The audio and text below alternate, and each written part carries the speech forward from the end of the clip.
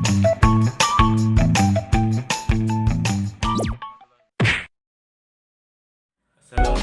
warahmatullahi wabarakatuh. Perkenalkan, nama saya Bayu Amar Mustaqim dengan NIM 225211234. Saya dari kelas 1F Prodi Manajemen Bisnis Syariah, Fakultas Ekonomi dan Bisnis Islam UIN Raden Mas Said Surakarta.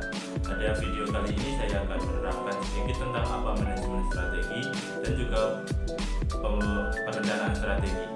Saya juga sudah melakukan wawancara dengan seorang pengusaha dry food di sekitar Surakarta.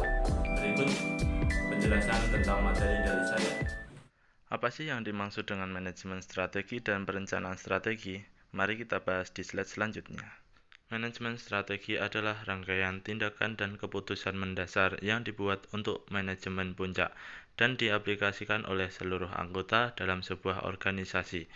Tujuannya demi meraih dan melaksanakan visi misi perusahaan, baik manajemen tertinggi, tingkatan manajemen lain, serta bagian operasional mempunyai peran dan tugasnya tersendiri dalam menjalankan strategi manajemen. Seluruh komponen di dalam perusahaan wajib berpartisipasi dalam penyusunan, mengontrol, dan menjalankan keputusan yang sudah disepakati. Dengan begitu, tujuan yang ingin diraih pun akhirnya bisa tercapai.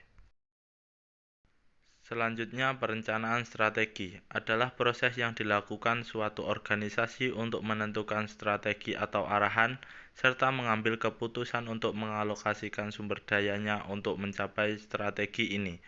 Untuk mencapai sebuah strategi yang telah ditetapkan oleh organisasi dalam rangka mempunyai keunggulan kompetitif, maka para pemimpin perusahaan, manajer operasi harus bekerja dalam sebuah sistem yang ada pada proses perencanaan strategi atau strategi planning.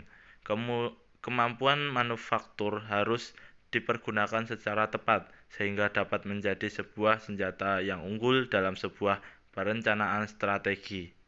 Dan berikut adalah wawancara yang sudah saya lakukan. Selamat sore Bapak. Ya, selamat sore. Sebelumnya mohon maaf mengganggu waktu Bapak. Oh ya, nggak apa-apa. Saya di sini mau mewawancarai tentang usaha yang sekarang Bapak jalankan. Oke, bisa. Jika boleh tahu siapa nama Bapak?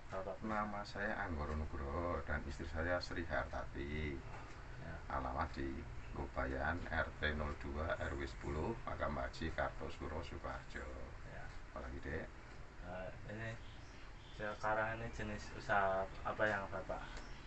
Usaha yang saya jalankan sejenis dry food.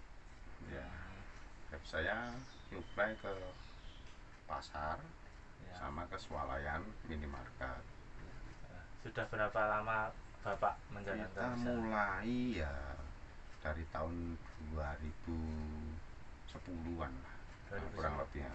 Berarti sudah 12 tahun ya Pak? Hampir 12 tahun, karena dulu proses awalnya kita korban PHK ya, kita nyari kerjaan ya, pada saat itu masih keadaan agak repot ya kan, kita bisa apa yang bisa kita jalani dulu ya. Terus kita mengenal makanan ini kok prospeknya kedepannya bagus ya, makanya kita mulai dari kecil dulu hingga sampai sekarang.